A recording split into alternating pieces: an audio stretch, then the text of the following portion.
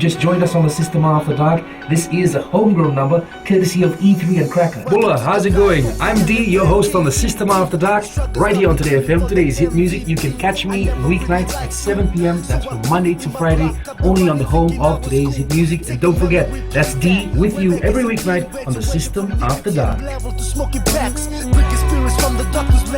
Even got that homebrew flowing.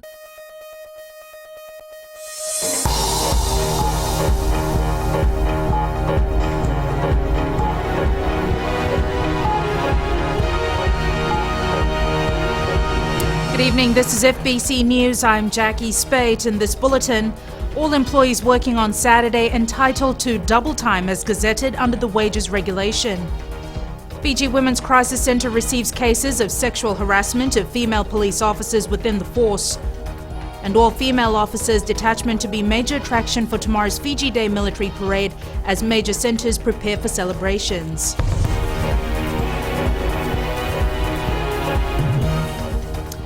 All employees who will work this Saturday, which is designated a public holiday for Fiji Day, are entitled to double time as gazetted under the wages regulation. Assistant Director Labour Standard Service Atish Kumar says employees who do not comply will be issued with a penalty notice. The opening hours for businesses this Saturday is to be decided between employees and the municipal councils. If an employer fails to pay the public holiday pay, workers have a right to raise a grievance with the Ministry of Employment. They can discuss with the employer, and of course if there's no payment coming in, they can always come to the ministry, come to our offices around Fiji, and we will be able to assist them in terms of discussing with the employer. And of course if the employer then after giving the claim fails to pay, then there will be necessary action done in terms of fixed penalty notice, and if the employer still fails to pay, then of course the matter is taken to the employment tribunal. Labour officers will be advising employers and workers about the issue. The major attraction for tomorrow's Fiji Day military parade will be an all-female officers detachment. Military personnel held a parade training at Buckhurst Park in Suva today in preparation for the celebrations tomorrow. Ritika Pratap reports. A 21-gun salute and a parade by the soldiers is the military tradition observed each year to celebrate Fiji Day. There are 6 detachments of 66 military personnel in each detachment. And it's more important for us. It will be the last Fiji Day parade for His Excellency before he retires from office. And also the big difference this year is that we have a complete detachment of female soldiers and commanded by female officers. So the whole 66 in the 5th detachment are all females. All Fijians are being encouraged to take part in the 45th Independence Day celebrations and fly Fiji's flag with pride to reflect on the achievements we have made as a country. Specifically, we can reflect on the various challenges the nation has overcome, and we have managed to survive complex situations only through sound political leadership of government and the strong will of all the Fijian people. The theme for the celebrations this year is Togetherness in Harmony for a Prosperous Fiji. Some roads in the Laudala Bay area will be closed to accommodate the celebrations. There will be a march from Watuanga Primary School to the Bidesi grounds next to the ANZ Stadium. As such, the junction of Grantham Road in Laudala Bay Road and the junction of Queen Elizabeth Drive off Laudala Bay Road will be closed from 7:45 a.m. to 9:30 a.m. Another national celebration ceremony will be held in the afternoon also at Bidesi Park and Queen Elizabeth Drive from the Manikau Junction to the junction of Laudala Bay Road will be temporarily closed from 2 p.m. to 3:30 p.m. Celebrations will also be held at Subrel Park in Lambasa, Senior Citizens Home in Lautoka and in Levuka. Ritika Pratap, FBC News. The Fiji Women's Crisis Centre has received several reports of sexual harassment of female police officers by male officers. The centre is concerned that some of these female officers have been told not to take the complaints out of the force. The Fiji Women's Crisis Centre is shocked that some law enforcers are actually breaking the law. But we're concerned about the sexual harassment cases from the police force because they're the law enforcers and they are the ones that where it shouldn't be happening. Over the years, the centre received on average 5 to 6 complaints from women police officers who have been allegedly sexually harassed by their fellow male officers and at times by their superiors. Look, it's from touching, fondling, to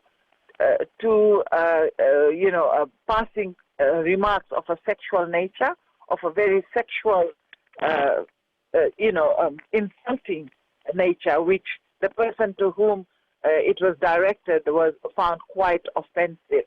Ali says some women officers have ceased communication with the centre as they have been told by senior police officers that such cases are not to be taken out of the force. A couple of particularly bad ones this year, which we took up, and I have spoken to the Commissioner of Police, and he assured me there is a sexual harassment policy. But whether the policy is in operation, that is the question. Police spokesperson Ananai Soro says female officers should not fear intimidation and should report the incidents, as the police commissioner has already assured the complaints will be looked into. To date, there have been 2 reported cases of sexual harassment from women police officers. Daniel Arai has retained his position as General Secretary of the National Union of Hospitality, Catering and Tourism Industries and Employees. Arai took out 775 out of 1,070 votes cast to win the election last night. There were 10 invalid votes and 285 votes went to the other candidate, Meriani Ngoro. Union members from 38 properties voted in the election. The counting of ballot papers was held in the presence of Supervisor of Elections, Mohammed Sanin. 2 days was very hectic. We had to send the teams 4 o'clock in the morning to the destinations. Some had to travel by boat and travel back in the afternoon. Thankfully to the hotel management and the union, they had given us the valid voter list this time around. And after verification, everything was fine. There was no major issues. This is the second election in 2 months after the first was declared null and void. The warrant for remand from the 16 men and women from Nandronga who are charged with sedition and inciting communal antagonism has been renewed by the Lautoka High Court today. Justice Tushara Rajasinghe renewed the warrant for 14 days and has adjourned next Tuesday to voir dire hearing. The case will now be heard before the trial judge, Justice Paul Madigan. Meanwhile, defence lawyer Aman Ravindra Singh informed the court this morning he will be making an application not to proceed with the voir dire hearing. Singh told the court he is being denied meetings with his clients in private, despite a court order for him to be allowed to do so. He told the court he went to meet his clients in Namboro earlier this week, but a corrections officer was consistently present throughout their meetings. Singh has been told he can make the application before Justice Madigan next week. Coming up, potential for Fijian organic and value-added products in the US.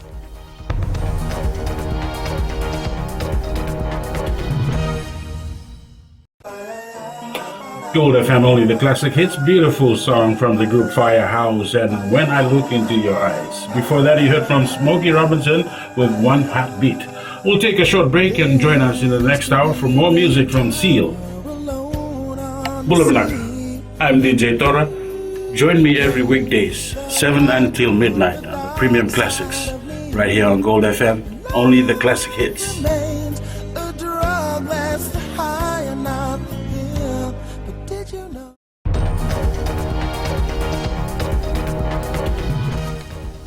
The investigation into a complaint against the Commissioner of Police, Major General Ben Hunewald, has been completed.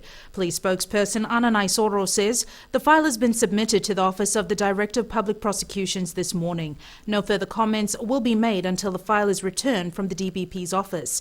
A complaint was filed against Hunewald for allegedly interfering with an investigation related to a 59-year-old diplomat at the South African High Commission who was involved in an accident on Friday night.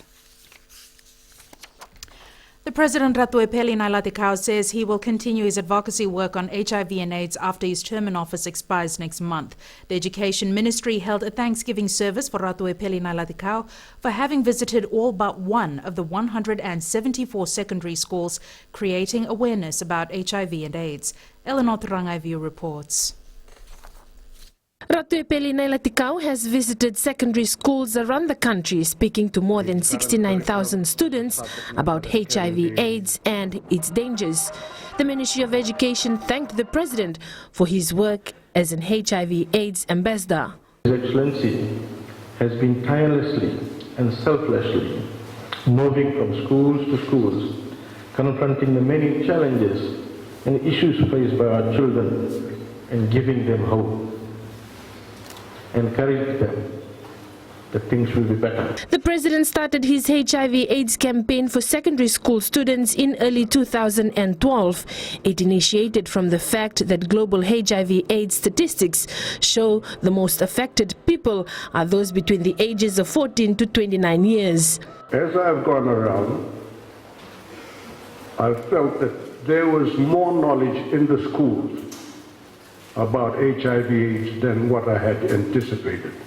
And let me tell you this, I was asked some very penetrating questions about HIV and AIDS.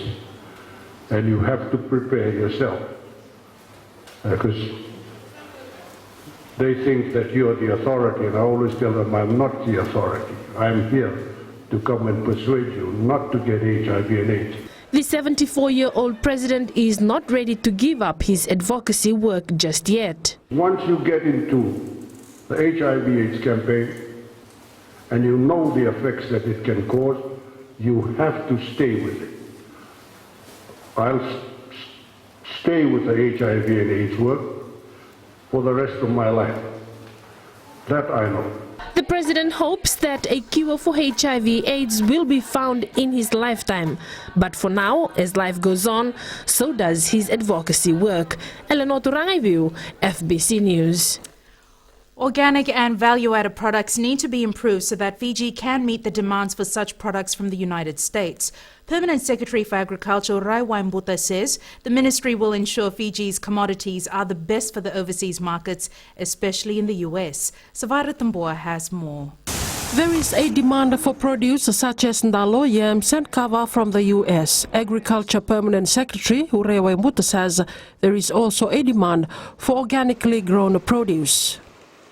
The world is moving towards organic at this point in time. People are becoming more health conscious. People are not wanting, being selective in the product that they want to eat, and they are most willing to pay this particular product. So we thought that this is an area that we really need to strengthen. The area that needs attention is value-added products. This is in terms of labeling, in terms of packaging.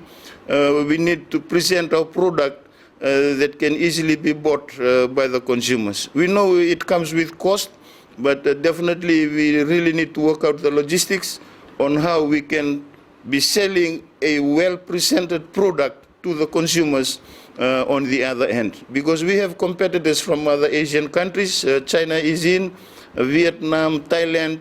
These countries, they present their products so well.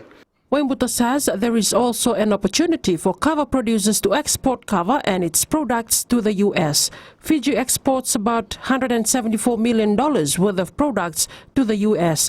80% of the exports is Fiji water and the rest is made up of agricultural produce and some manufactured goods. Samuel Tambua, FBC News.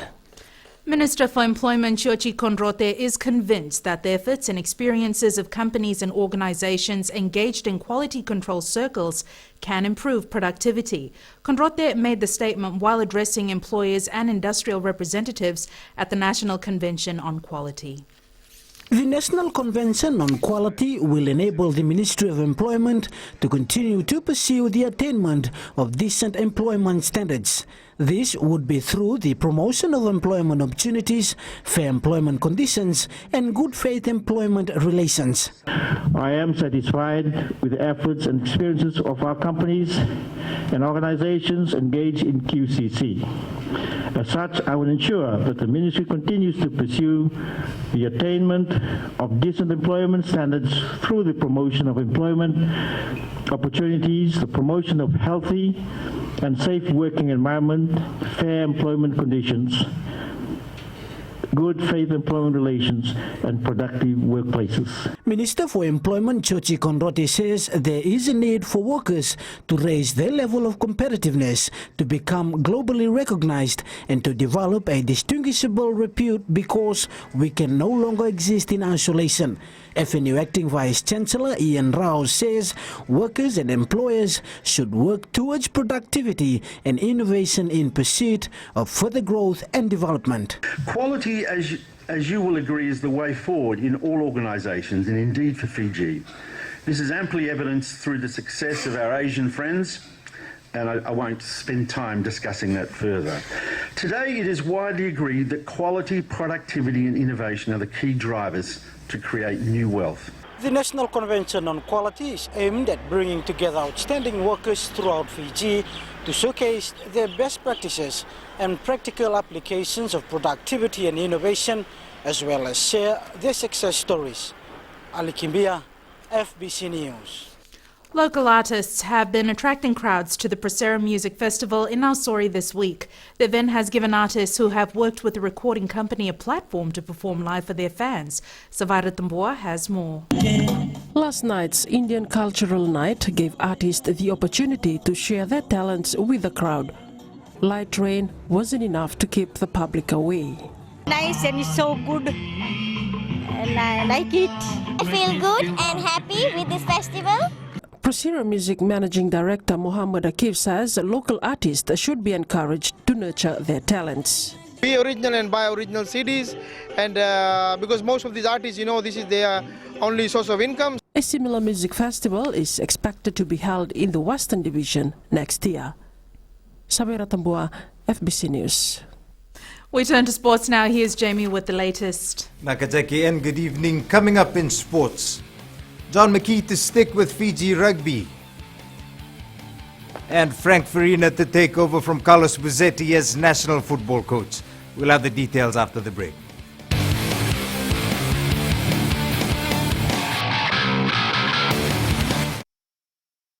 छू छू 40 में 20 का दिखना है। मैं हूँ ना आपके साथ में मिर्ची एफएम पर 9 से 12 बजे तक मंडे टू फ्राइडे। मिर्ची it's hot.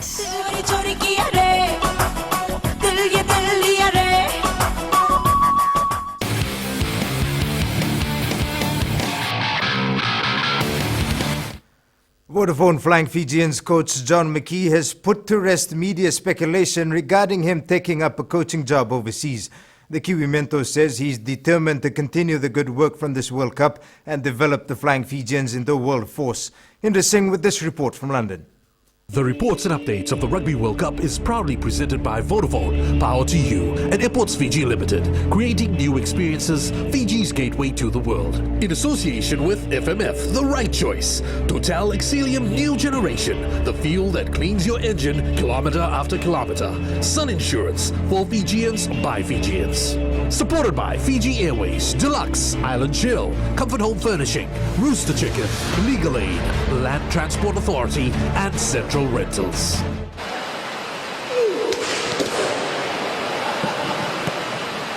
Having produced one of the best ever teams to compete against Tier 1 nations, John McKee wants to carry on coaching Fiji. My contract with Fiji Rugby Union through the Sports Council goes until 2017. I would certainly like to start talking to Fiji Rugby Union almost immediately after we finish our reviews of this World Cup to look to stay till 2019. Having been linked to Japan, McKee says his heart is with Fiji and he sees a lot of potential in the side, including the Flying Fijians, creating history at future World Cups. I think it's really important in that 4-year cycle that we start to develop our team now for 2019. He is not alone in the quest to lead Fiji, as his current coaching staff, who have also been hailed for their input, are also part of his plans. Oh, look, certainly, I know Tambo really wants to contribute to Fiji rugby over a period of time. Go in France, look, he'd dearly like to continue to be involved, and he depends a little bit on what his next full-time coaching appointment is, but he'll be working hard to make sure that he has allowance, and maybe in his new contract to allow him to come and work with us.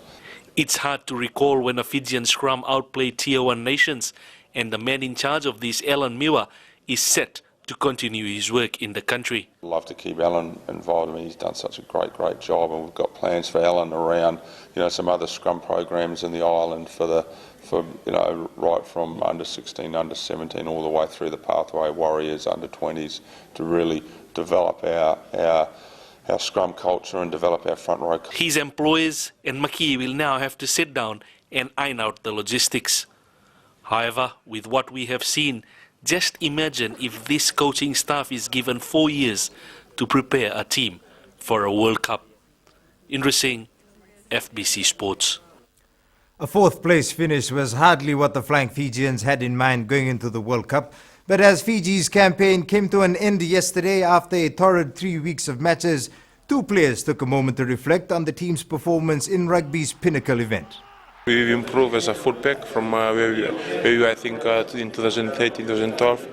I think it was a great effort from the boys. I think we worked together, and I think for this World Cup, you can see how we work together, competing with Tier 1 nation. I think we scare them. We scare some of them in the set piece.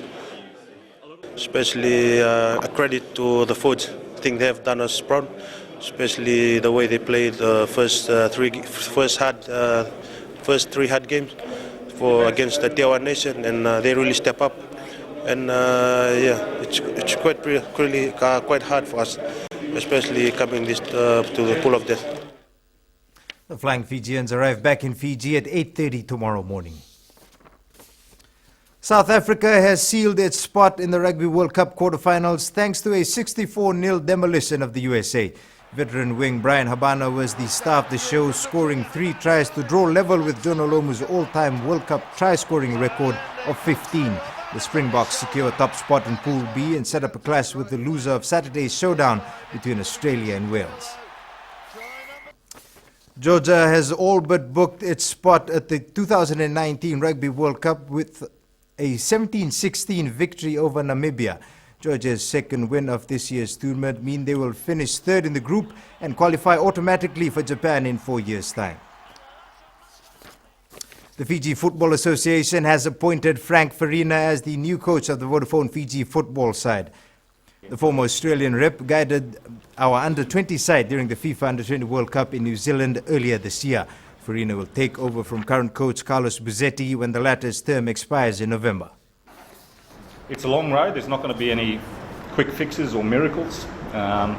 Football's a difficult game, but I think there's a lot of possibilities, a lot of potential here in Fiji, not only from player development, but I think coaching development as well. And there's a lot of work to be done. Farina's term as coach is for 2 years. It's been a day of upsets so far in the third and final round of pool games in the Courts Inter-District Championship after Nreketi beat Lautoka 2-1 at Govan Park. Sanaila Wanganithakau and Penny Sokia were the toast of the Northerners as they scored a goal each in each half to beat Lautoka.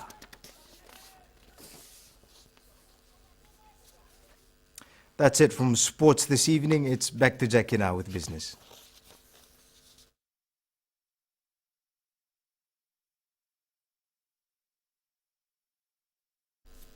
Residents at the Langi Langi housing estate in Raiwanga were all smiles today. They now have proper footpaths and fences around their houses thanks to the Bank of South Pacific Limited and the People's Community Network. The footpaths were constructed for disabled residents who use wheelchairs to get around, and a portion of the housing area has been fenced for the security of the residents. Just last Friday we were here to actually launch and start off this project initiative for the concreting of the pathways. As you see, before these pathways the residents used to jump over across those deep drains or through wooden planks to get through.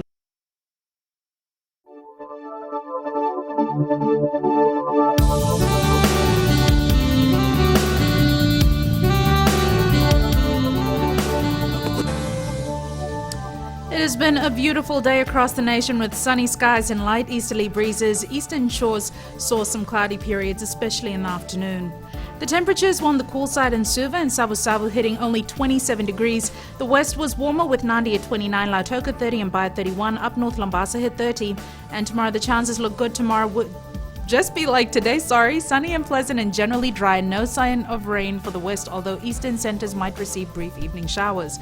And looking ahead to Saturday, more of the same. At sea, a strong wind warning remains in force for all Fiji waters. And recapping the main stories tonight. All employees who will be working on Saturday, which is designated a public holiday for Fiji Day, are entitled to double time as gazetted under the wages regulation. The Fiji Women's Crisis Centre is concerned that some of these female officers have been told not to take complaints of sexual harassment out of the force, and the warrant for remand from the 16 men and women from Nandronga who are charged with sedition and inciting communal antagonism has been renewed by the Lautoka High Court today. This week's poll question, we're asking, do Fijians show civic pride? Visit our FBC website to take part. Remember, you can send us newsworthy pictures and videos on email citizenseyes@fbc.com.fj or share it with us via Facebook page FBC News. And if you're on Twitter, follow and tweet us your news tips at FBC_news or simply #FBC News. You've been watching FBC News. I'm Jackie Spade. Bye for now.